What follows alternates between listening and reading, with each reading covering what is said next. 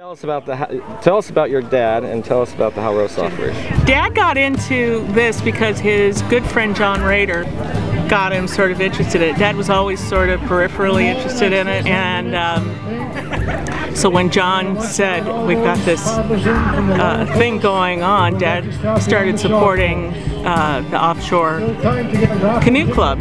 We used to do paddles down to Capistrano Beach, and that's where Hal Rosoff lived. And they welcomed them. They were sponsors of the outrigger team. They welcomed us there, usually did a barbecue, and then we'd paddle back. And then Hal passed away 18 years ago. Billy Whitford and Willie Reichenstein, who had been the coaches for offshore, were now very involved with NAC. And after Dad died, they came to Mom and they said, couldn't we have this race every February? It's a one-man, one-boat race. It used to be a one-man, one-boat race. And we'd like to name it for Hal. So we were just tickled to death. I mean, that's really, really dear. So we said sure. So second Saturday in February, we're here. We used to call it the Willie race. You know, in the beginning it was the Willie's race, so we just called it the Willie race. And then it got deemed the Hal Rosoff race. It seemed like this race, I remember 20 years ago lining up for this race, and I looked across at the field and it looked like World Championships, because there was Greg Barton, two-time gold medalist, Norm Bellingham gold medalist, the whole Swedish team was here, the German team was here, there was Philippe Bacara, you know, six-time Olympian, and it was like, it was an incredible field. So this is my good friend Willie Reichenstein. Willie and I met in 1980, probably, 81, maybe 1981, and Willie is a former Olympic canoeist for Great Britain. Yep. And spent a number of years on the national team, and has been paddling for about 195 years now. I think 94, actually, 94. This is Corky Whitford. Corky is, I'm gonna cry. Oh! Corky's the mom of Billy. And if she didn't have Billy, the club wouldn't exist. Oh, you're sweet. He had the dream to build a canoe club here, and got the ball rolling and everything, really got everything to come together and get the people behind it to make it happen. And it was Billy's dream, really putting this place together. So that boathouse, boat bay 1 and 2 was the aquatic center. These bays 3 and 4 didn't exist, and that end where the concrete's a little lighter color, the brick, that didn't exist. The weight room was in the back of those 2 bays back then, and our office was in the back there. And Chris and I went to the Olympics together in Barcelona in '92. Chris is in the K4.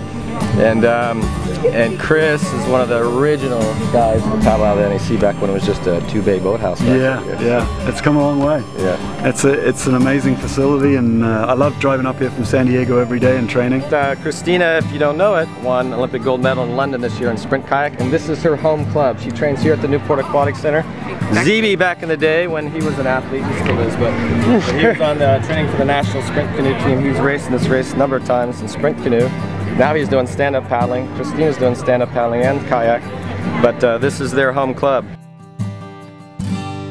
Billy Whitford actually got me into doing a surf ski probably 5 years before that, kind of on and off over out of a UCI boathouse. They had some surf skis years ago, and just kind of took to it. And Jimmy helped me get into C1, did that for 10 or 12 years, and started coaching the junior team and men's team, and kind of have gone from that. And yeah, it's a great place. Billy Whitford says to me one day, well, if we don't get you there by competing, we'll get you there as a coach. And my athletic career went down the hill, and I became a coach for 20 years. And at that point, I started building canoes and kayaks. Billy was one of the guys that said, hey, we want to really get in this thing and build some canoes and make them really fast and cool looking, so why don't we do a couple projects here? So I did a couple projects here with NAC and some of the young boys and Sam, and everybody's learning a bit, and it seems to be fun. It's been a really fun trip.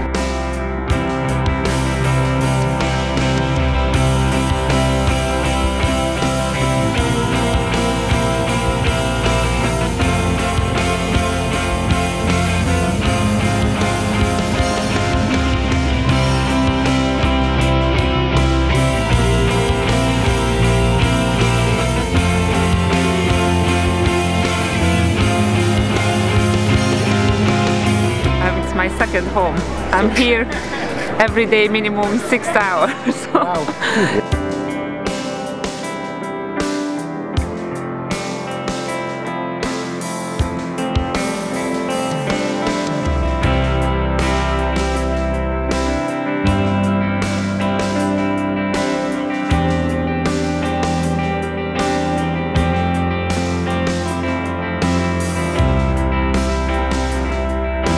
Biggest thing we see that's changed here is there's a big junior program now. There's still the junior program for the outrigger and the canoe kayak, but that's not quite as big. The big thing now is the schools have got involved in the rowing programs, and there's a huge junior program. I think they have something in the region of 150 kids.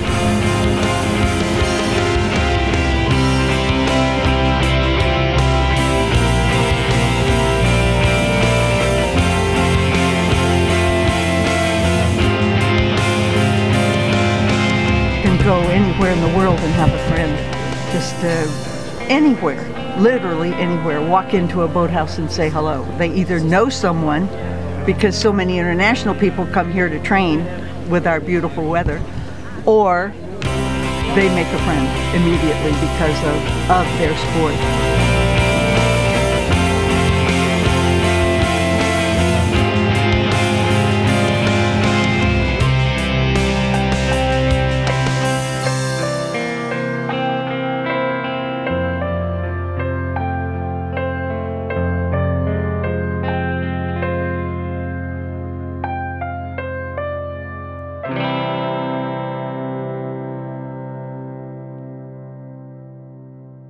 What's the most important piece of equipment in your opinion? Last thing in the boat. And what is that? The man. I thought that was your butt.